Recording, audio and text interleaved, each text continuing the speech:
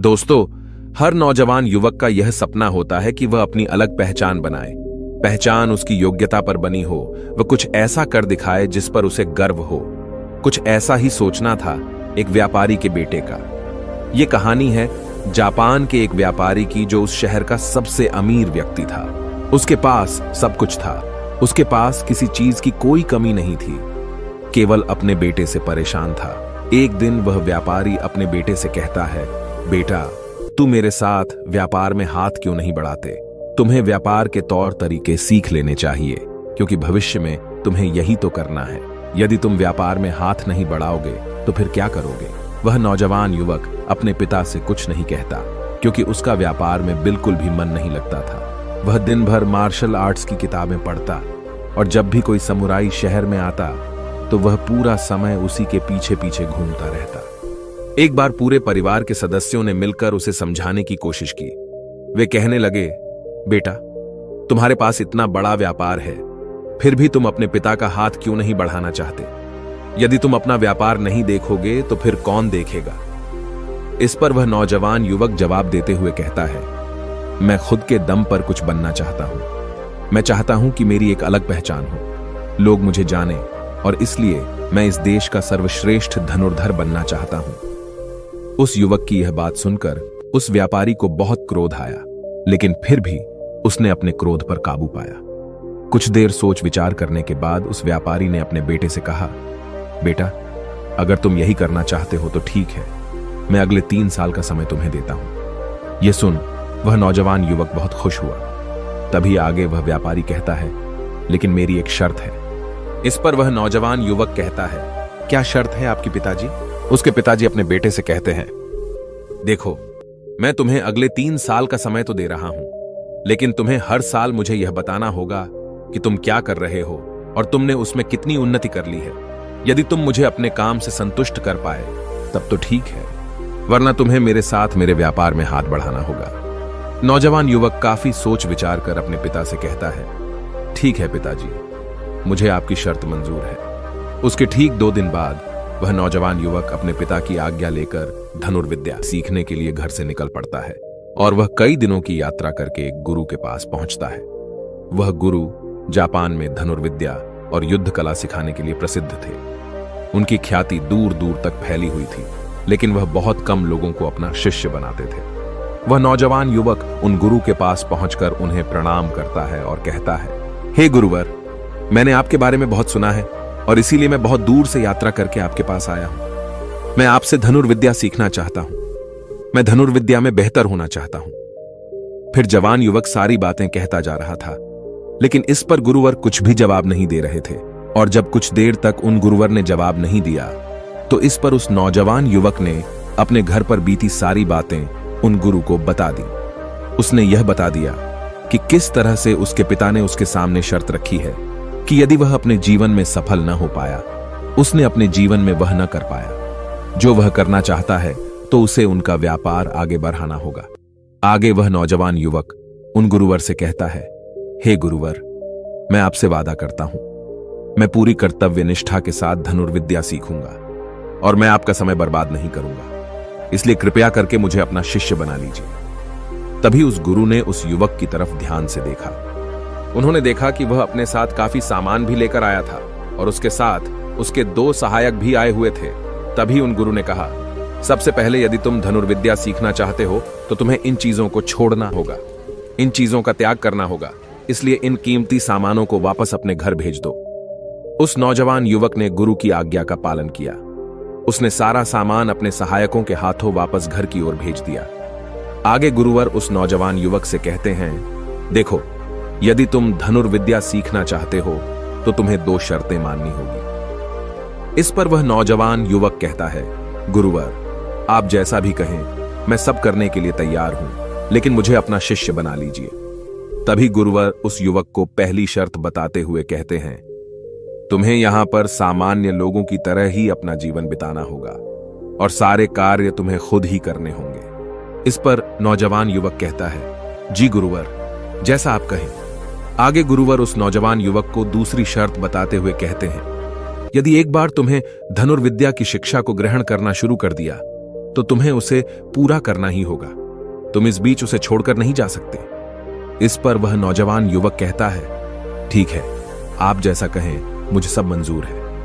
उन गुरुवर ने उस नौजवान को अपना शिष्य बना लिया, लेकिन वो नौजवान ये नहीं जानता था कि उनके सिखाने का तरीका बहुत अलग था। एक दिन उन गुरुवर ने उस नौजवान युवक को अपने पास बुलाया और कहने लगे, बेटा, जैसे तुम उठते बैठते हो, चलते फिरते हो, जैसे तुम सांस लेते हो, वैसे ही तुम निशाना भी लगाते हो।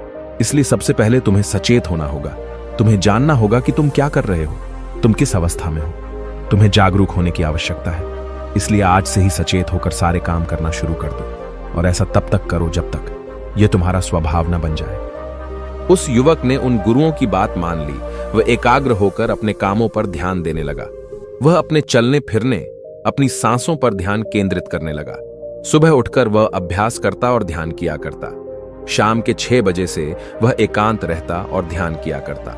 ध्यान करने के बाद करीब 9 बजे के बाद वह सो जाया करता और ठीक सुबह 4 बजे उठकर वह धनुर्विद्या का अभ्यास करने लगता, और यह सब उसे एकांत में रहकर ही करता था। और यह सारी क्रियाएं दोपहर के 2 बजे तक यूं ही चलती रहती, और इस समय के दौरान न तो कहीं जाना और न ही किसी से मिलना। यहां तक कि उस युवक को किसी से बात करने की भी कोई अनुमति नहीं थी, और बचे हुए 4 घंटे अर्थात दोपहर को 2 बजे से शाम को 6 बजे तक वह बाकी सभी शिष्यों के साथ मिलकर आश्रम की देखरेख करता। और वह नौजवान युवक भी अब तक पूरा मन लगाकर सीखने की कोशिश कर रहा था। लेकिन जैसे जैसे समय बीतता जा रहा था, उस नौजवान युवक का जोश ठंडा पड़ रहा था। अब उसके लिए उस आश्रम में एक एक पल बिताना बहुत मुश्किल हो रहा था। अब उस नौजवान युवक ने अपने गुरु की बातों को अनदेखा करना शुरू कर दिया था। वह उन सभी नियमों को तोड़कर अपने सभी गुरु भाइयों के साथ मिलकर गप्पे लड़ाने लगा था। वह उन्हें अपने व्यापार की बातें बताता, उसके पास क्या कुछ है।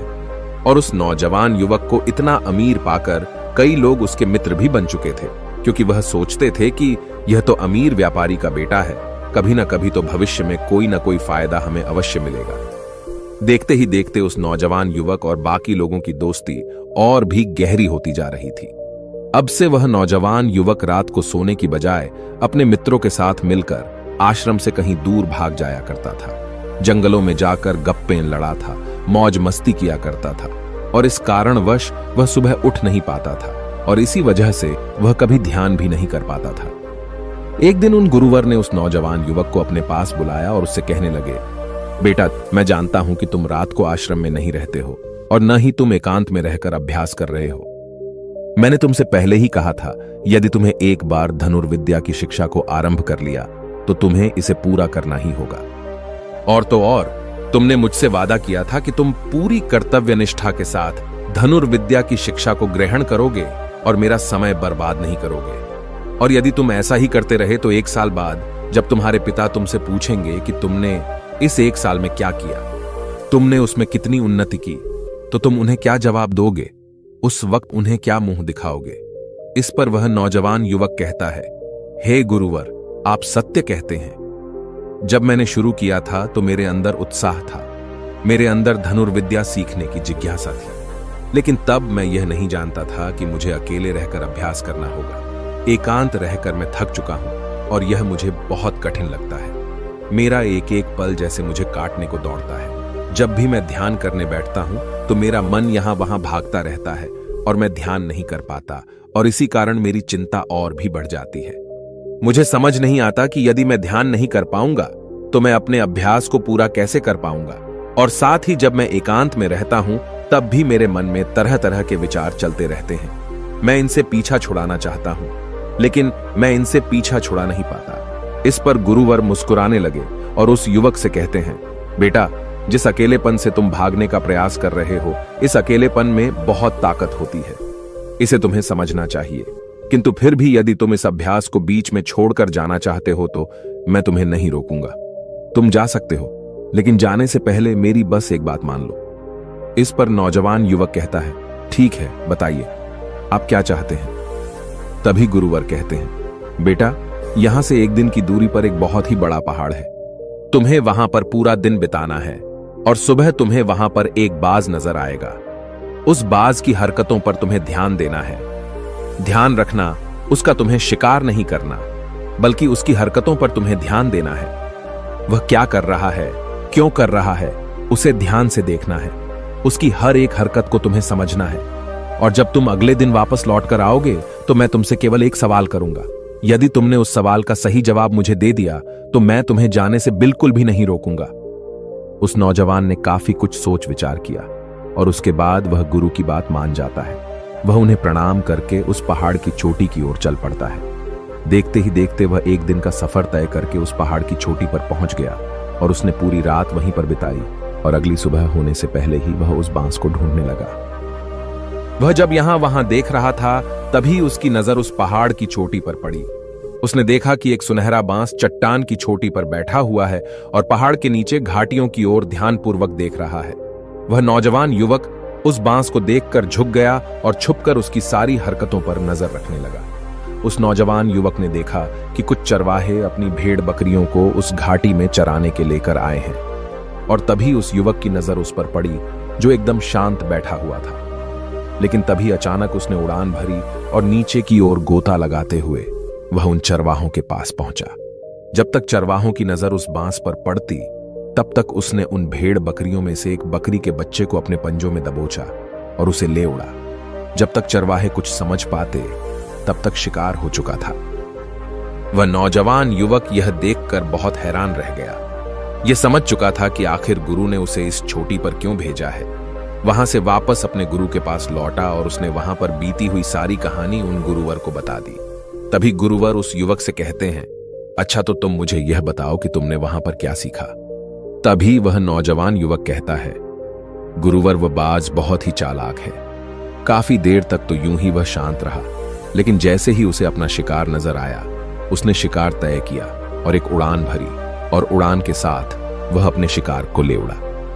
इससे हमें यह समझने को मिलता है कि वह बाज बहुत ही चतुर और बहुत ताकतवर भी है और साथ ही साथ वह बहुत तेज भी है। इस पर गुरुवर हंसते हुए कहते हैं, बेटा उस बात को तुमने आज देखा है, लेकिन यदि उसे तुमने करीब 2 महीने पहले देखा होता तो तुम उस पर यकीन नहीं कर पाते। ऐसे बाज केवल पहाड़ी इलाकों में ही पाए जाते हैं और इन बाजों की उम्र करीबन 80 वर्ष की होती है। लेकिन जब इनकी आधी उम्र अर्थात जब इनकी 40 साल की उम्र पूरी हो जाती है तो यह शिकार नहीं कर पाते। उसे एक महत्वपूर्ण निर्णय लेना पड़ता है, क्योंकि इस अवस्था में उसके शरीर के 3 महत्वपूर्ण अंग बेअसर होने लगते हैं। पहला, पंजे, जो कि लंबे और लचीले हो जाते हैं और शिकार पर पकड़ बनाने में कमजोर होने लगते हैं। दूसरा, चोंच, जो कि आगे की ओर मुड़ जाती है और भोजन निगलने में मुश्किलें होने लगती हैं। तीसरा, पंख, जो भारी हो जाते हैं और सीने से चिपकने कारण पूरे खुल नहीं पाते हैं। ये उसके उड़ान सीमित कर देते हैं। भोजन ढूंढना, भोजन पकड़ना और भोजन खाना तीनों काम करना मुश्किल हो जाते हैं। उसके पास 2 ही रास्ते बचते हैं, या तो शरीर छोड़ दें या फिर खुद में बदलाव करे। इनका शरीर मृत्यु की ओर बढ़ने लगता है, लेकिन इनकी विशेषता तो यही है कि ये बाज अपनी मृत्यु को स्वीकार नहीं करते। जहां पहला रास्ता सरल और तुरंत समाधान देने वाले हैं, वहीं दूसरा अत्यंत पीड़ादायी और लंबा बांस पीड़ा चुनता है और खुद में बदलाव करता है। वह धीरे धीरे उड़ान भरकर किसी ऐसी जगह पर जा पहुंचते हैं जहां बहुत शांति होती है और वहां अपना घोंसला बनाता है। फिर वहां पर जाकर वो सबसे पहले अपनी कमजोरी अर्थात अपनी उस मुड़ी हुई चोंच को पत्थर पर मार मार कर उसे तोड़ देते हैं। अपनी चोंच तोड़ने से ज्यादा पीड़ादायक कुछ भी नहीं पक्षी के लिए। अब वह इंतजार करता है चोंच के फिर से उगाने का। उसके बाद वह अपने पंजे भी उसी प्रकार तोड़ देता है और इंतजार करता है पंजों के दोबारा उगाने का। और देखते ही देखते इनके पंजों में नए नाखून आते हैं। नई चोंच और पंजे आने के बाद वह अपने भारी पंखों को एक एक कर नोच कर निकालता है और प्रतीक्षा करता है पंखों का फिर से उगाने का। और इस क्रिया में पूरे 3 महीने लगते हैं और 3 महीनों के अंदर इन बाजों का एक नया पुनर्जन्म होता है और तब उसे मिलती है वही भव्य और ऊंची उड़ान, पहले जैसी नहीं। इस पुनर्जन्म के बाद वह 30 साल और जीता है, ऊर्जा, सम्मान और गरिमा के साथ। आगे गुरुवर इस नौजवान युवक से कहते हैं, तुम उस बाज की तारीफ कर रहे हो जो अकेले रहना पसंद करता है, शांत रहना पसंद करता है, जो पूरे 3 महीने एकांत में रहकर तपस्या करता है, अपने आप को शिकार के लायक बनाता है, तब जाकर वह कहीं शिकार करने योग्य बन पाता है। तुमने देखा होगा कि जो भी ताकतवर इंसान है वह हमेशा एकांत ही रहता है, लेकिन जो व्यक्ति कमजोर है जिसके अंदर तरह तरह की कमियां हैं, वह लोगों के बीच छुपने का प्रयास करता है। आगे गुरुवर उस नौजवान युग से कहते हैं, मेरी बात ध्यानपूर्वक सुनो। यदि तुम अपने जीवन में सफल होना चाहते हो, अपनी पहचान बनाना चाहते हो, तो सबसे पहले दिशाहीन से दृढ़ निश्चय वाले बनो। क्योंकि जब तुम खुद के लिए समय निकालते हो, जब तुम एकांत रहने का चुनाव करते हो, तो तुम अपने दिन में जो भी काम कर रहे हो उस पर तुम ध्यान दे पाते हो, तुम सचेत हो पाते हो और साथ ही तुम किसी भी चीज पर सही निर्णय भी ले पाते हो। और एकांत आपको हमेशा कुछ न कुछ नया सिखाता ही रहता है। आगे गुरुवर उस युवक को दूसरी बात बताते हुए कहते हैं, आज जो मौका तुम्हारे पास है वह मौका तुम्हें दोबारा नहीं मिलेगा। इसीलिए इस मौके की कीमत को समझो, क्योंकि तुम्हें एकांत खुद को बनाने के लिए मिला है। तो अपने जीवन में देखो, उसे समझो और उन कमियों को दूर करो। तुम तो बड़े शहर से हो और तुमने यह भी देखा होगा कि शहर के लोग अपना पालन पोषण करने के लिए दिन रात मेहनत करते रहते हैं। न तो उनके पास सीखने का समय है और न ही एकांत में रहने का। इसलिए वह कभी भी खुद को जान तक नहीं पाते। यह अकेलापन, यह संघर्ष जिसे तुम व्यर्थ समझ रहे हो और जिसे तुम यूं ही बर्बाद कर रहे हो, यह मौका तुम्हें कुछ बनने के लिए मिला है और यह मौका दोबारा लौटकर वापस नहीं आएगा। आगे गुरुवर उस युवक को अगली बात बताते हुए कहते हैं, जिन लोगों के साथ तुम घूमते रहे हो, जिनके साथ गप्पे लड़ा रहे हो, जिनके साथ अपना समय काट रहे हो, उन्हें तो खुद तक नहीं पता कि वह क्या कर रहे हैं। उन्हें खुद इस बात का एहसास नहीं है कि वह खुद अपना कितना बड़ा नुकसान कर रहे हैं। तुम ऐसे लोगों के साथ अपना समय बिताते हो तो अवश्य ही तुम भी दिशाहीन हो जाओगे और तुम भी यह समझ नहीं पाओगे कि तुम्हें अपने जीवन में क्या करना है। शुरू शुरू में तुम्हें अकेले रहने में थोड़ी तकलीफ जरूर होगी, लेकिन धीरे धीरे आपको इसके साथ रहने की आदत पड़ जाएगी। इसलिए अकेलेपन का इस्तेमाल एकांत रहने के लिए करो और अपना उद्देश्य याद रखो। यह याद करो कि तुम यहां पर क्यों आए थे और तुमने अपने जीवन में क्या लक्ष्य तय किए थे। गुरुवर के इतना कहने के बाद वह नौजवान युवक सोचने लगा। वह यह समझने लगा कि आखिर वह यहां पर क्यों आया था। तब उसे याद आया कि उसके गुरु ने उसे क्या कहा था कि अपने अकेलेपन का इस्तेमाल करो, क्योंकि अकेलापन ही एकांत बन जाएगा और वह तुम्हें आगे बढ़ने में तुम्हारी मदद करेगा। दूसरी बात, अभ्यास में संतुष्टि ढूंढो, क्योंकि उस नौजवान युवक के गुरु ने कहा था कि सारा ध्यान केवल अभ्यास में लगाना, इसके अलावा कुछ और पाने की कोशिश नहीं करना। क्योंकि जब हम कहीं और जाने की या कुछ अलग पाने की कोशिश करने में लग जाते हैं, तब हम अपने मन के बनाए हुए जाल में फंसते चले जाते हैं और हमारा संबंध वर्तमान से टूट जाता है। और तब हमें ऐसा लगने लगता है जैसे हम कहीं पर फंसे हुए हैं। हम बहुत दुखी हैं, हम बहुत निराश हैं और कहीं पर पहुंच नहीं पा रहे। और इसी के साथ में उस नौजवान युवक को उन गुरु की तीसरी बात भी याद आती है कि प्रकृति में ध्यान करो। जब भी तुम्हें समय मिले तो किसी एकांत जगह पर या फिर किसी पेड़ के नीचे बैठकर ध्यान करो। केवल अपनी सांसों पर ध्यान दो। विचार खुद शांत होने लगेंगे और जब तुम्हारे विचार शांत होने लगेंगे तब तुम्हें आभास होगा कि तुम प्रकृति के साथ जुड़े हुए हो, तुम इस धरती के साथ जुड़े हुए हो। ऐसा करने से अकेलेपन का वह भाव हमेशा हमेशा के लिए खत्म होने लगेगा और तब तुम यह जान पाओगे कि यह पल ही वह अवसर है जहां तुम खुद को पूरी तरह से जान सकते हो। तभी तुम अकेलेपन का फायदा उठा सकोगे और इसी तरह से अकेलेपन को जीता जाता है। इन सभी बातों को ध्यान करके उस नौजवान युवक ने यह निश्चय किया कि वह आश्रम छोड़कर कभी कहीं नहीं जाएगा जब तक कि वह अपने इस लक्ष्य को प्राप्त नहीं कर लेता। यहाँ पर एक सर्वश्रेष्ठ धनुर्धर बनने आया था और वह यहाँ से सर्वश्रेष्ठ धनुर्धर बनकर ही जाएगा। इसके बाद वह अगले ही दिन से अभ्यास में पूरी तरह से लीन हो गया। दोस्तों, यदि आप अपने जीवन में अपनी पहचान बनाना चाहते हैं, अपने जीवन में कोई लक्ष्य प्राप्त करना चाहते हैं, तो कुछ अलग पाने का प्रयास छोड़ दें। क्योंकि जब हम कुछ अलग और कुछ खास पाने का प्रयास करने लग जाते हैं, तब हम यह भूल जाते हैं कि हमारा लक्ष्य क्या है और हम अपने लक्ष्य से दिशाहीन होने लगते हैं। और इसी कारण हम अपने लक्ष्य तक कभी पहुंच नहीं पाते, क्योंकि हमारा मन हमें कुछ अलग पाने के लिए निरंतर प्रेरित करता रहता है। और इसी कारण हम अपने मन के जाल में फंसते चले जाते हैं और हम अपने लक्ष्य पर ध्यान नहीं दे पाते। इसलिए अपने जीवन में यदि आपको कोई लक्ष्य हासिल करना है तो अधिक पाने का प्रयास छोड़कर केवल अपने अभ्यास पर ध्यान केंद्रित करें और देखना कि आप जरूर ही अपने लक्ष्य को प्राप्त कर पाएंगे। दोस्तों, आपने आज के इस वीडियो से क्या सीखा वह मुझे आप कमेंट में बता सकते हैं। इसी के साथ में उम्मीद है कि आपको आज की वीडियो पसंद आई होगी।